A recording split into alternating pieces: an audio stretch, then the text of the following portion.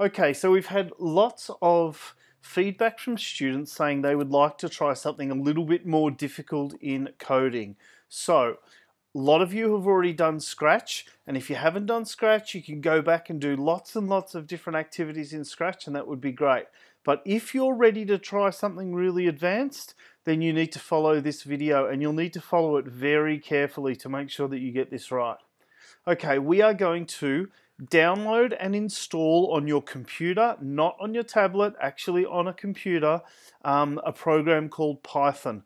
And Python is a computer programming language that we use at our school and most schools around the world use. However, most schools don't do it in primary school. They do Python in middle school and upper school, but I've had lots of people ask me for something a little bit more advanced. So let's have a go. We start off, we go to Google. Now you can be in any browser you like, it doesn't matter. You go to Google and you put in python.org. And once you type in python.org, you'll come to this website, welcome to python.org. And you're going to click on that and it'll take you to this page. Okay, now from this page, what we're going to do is go to the download section and we click on downloads. Now, if you are on a Mac, then you'll automatically get this, download the latest version for Mac OS X for your Mac. It'll give you the latest version. In fact, at the time of recording this video, the latest version is 3.8.3. Now, sometimes it might say download Python 2.7 because there are two different versions. Don't download that. You want the one that starts with a 3. Now, that's if you're a Mac. If you're on a Windows machine, it'll say download the latest version for Windows, and it'll be the same version, Python, whatever the latest version is right there. Now, if it doesn't come up with your right operating system, you could choose it down here. So you could choose Windows, or if it says Windows and you're on a Mac, you could choose Mac. You could choose which operating system you do. So if I was going to download this, I click on this button. And it'll say on my Mac, it'll say, do you want to download this? And I'm going to click allow, and then it would download it up in the right-hand top corner. Now, I've already installed it, so I'm not going to do that again. But for you, you will need to download and install python.org.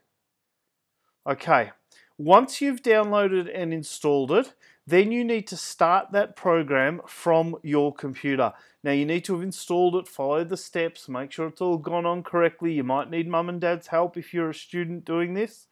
Once you've installed it, we're going to start Python. Now on a Mac, you would go to the hard drive, Macintosh hard disk in the top right hand corner, applications, and then you would find Python, which there it is there. And you start the one called idle, I-D-L-E. You would double click on that and you would start that. You could even grab that, hold your finger down and put it down into your dock down below if you wanted to do that. That's how you would start it on your Mac. On your PC, you would go down to the start button in the bottom left-hand corner. Click on start, navigate your way up and find the Python folder. Once you've installed it, there should be a Python folder. And you do the same thing and you start idle. So I've got it here and I'm going to start my idle right here.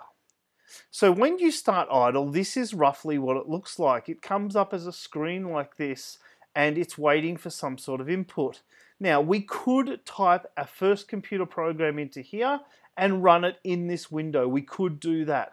But then you don't have a copy of your program saved. And I want you to get into the habit of saving your real computer programs so that you can go back and look at them. So to do that, we go right to the top of the screen and we say File, New File.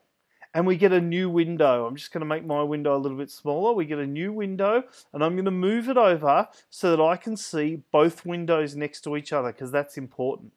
Now, because we're using a program called Python, one of the things it wants you to do is to save your file. And I'm going to save this one before I even start anything I'm going to save.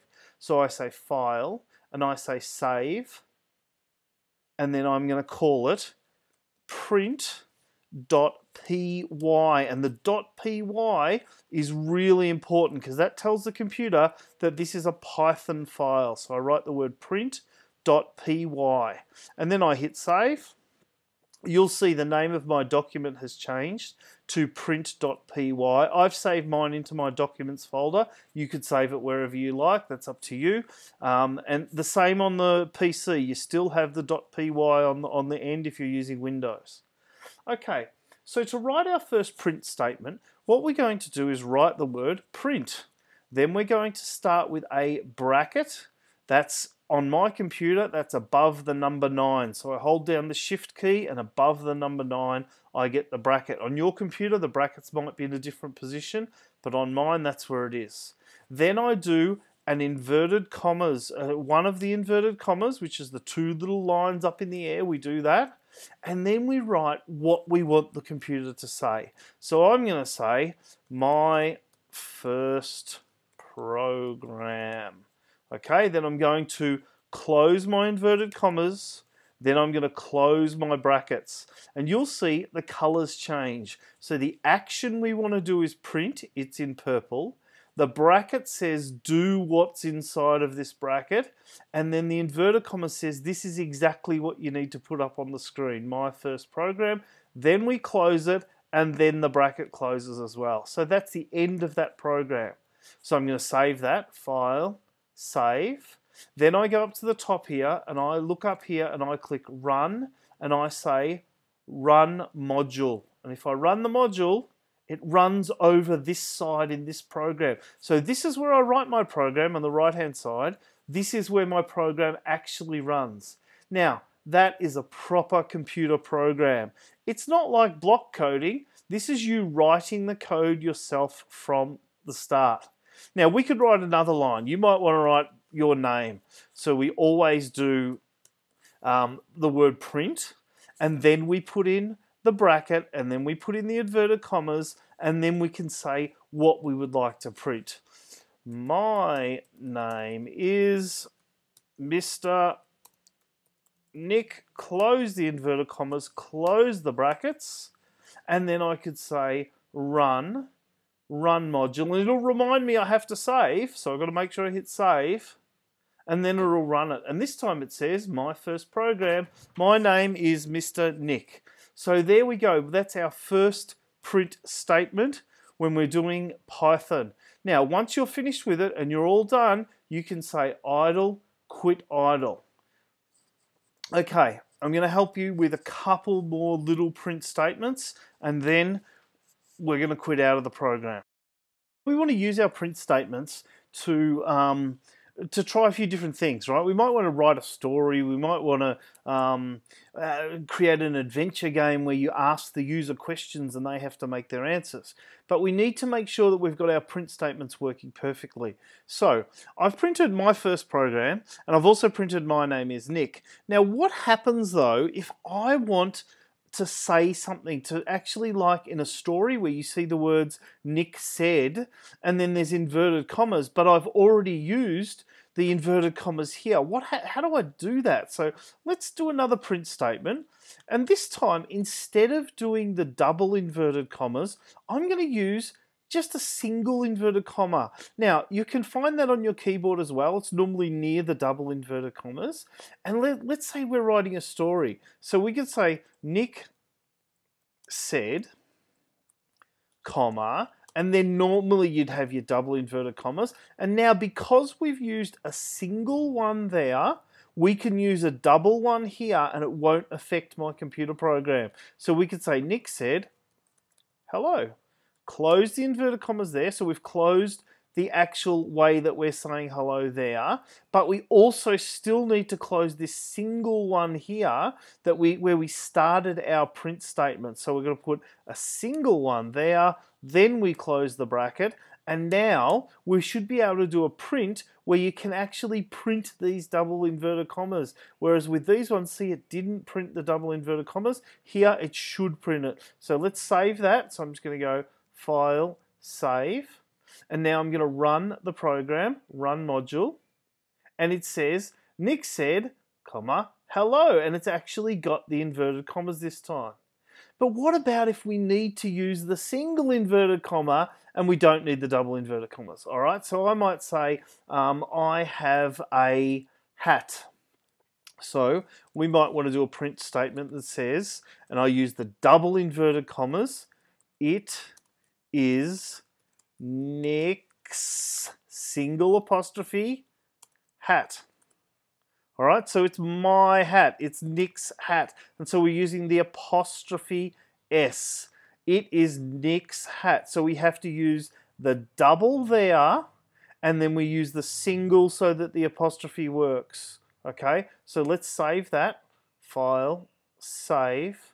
Now we can go run module, and it'll say it is Nick's apostrophe hat.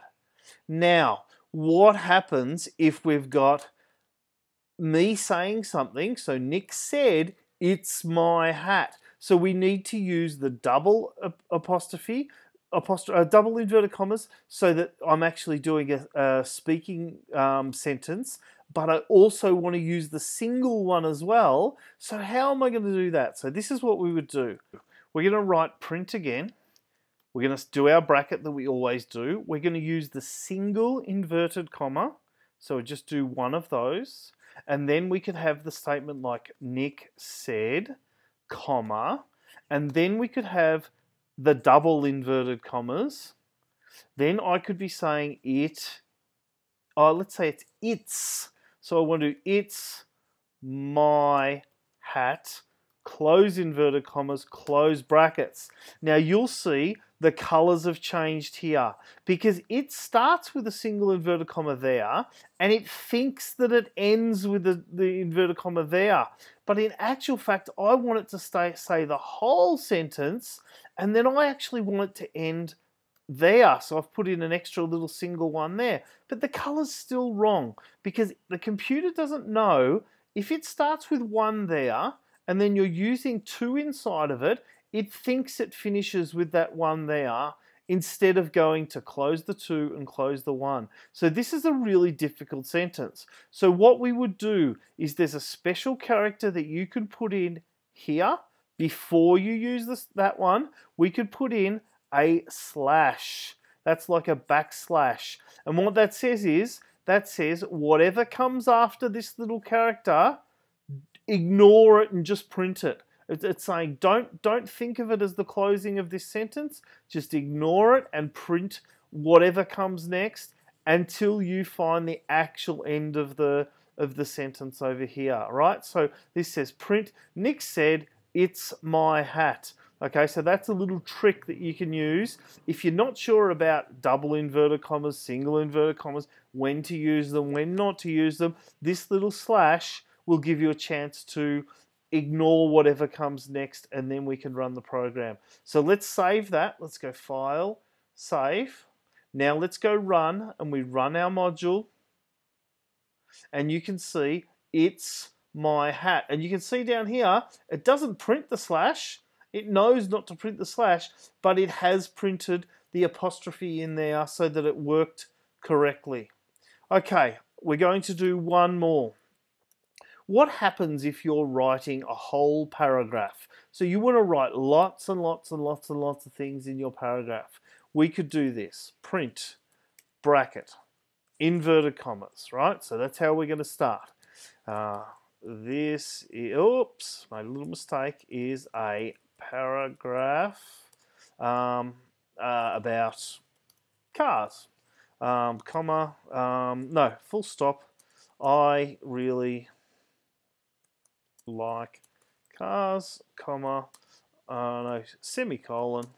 I have a Mercedes and a BMW. And can you see, it's starting to get really, really big. Now I could close that sentence with my double inverted commas, and then I close it with my brackets, and see now I've got to move my screen over to even see it. It's, what do? I use the arrow keys to go back, and it's starting to become a little bit more difficult, okay? Now what happens if I run that? So let's just go File, Save, run module, and see how it kind of just kind of keeps going, and I just don't like it.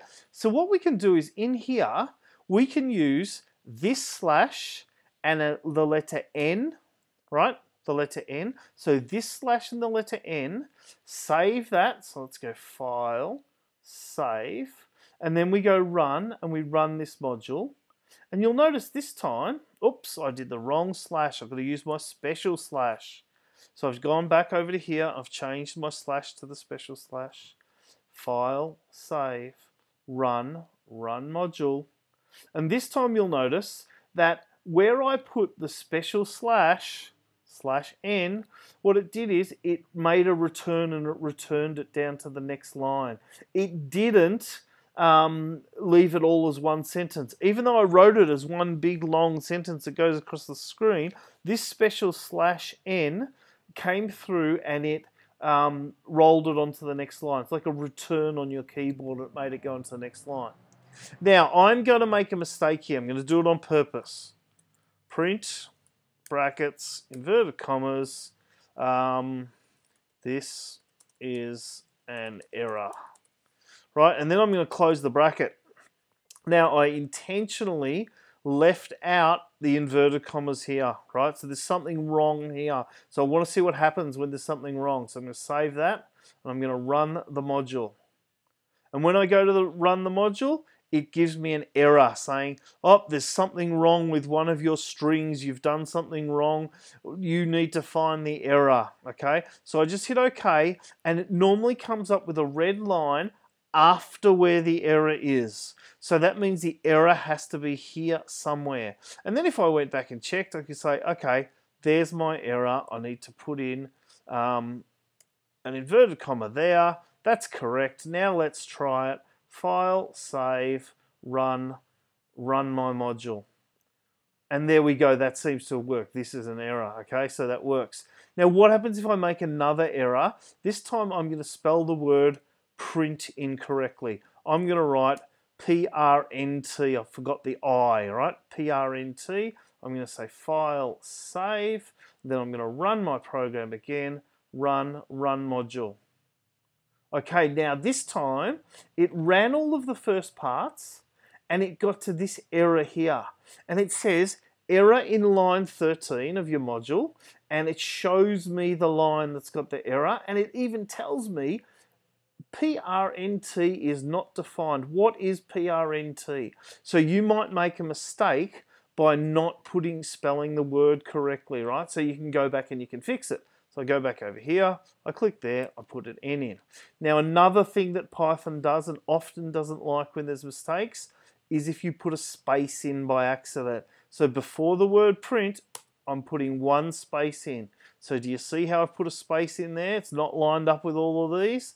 So I've put a space in. Now if I go run, oh, I better save first. Save, run my module.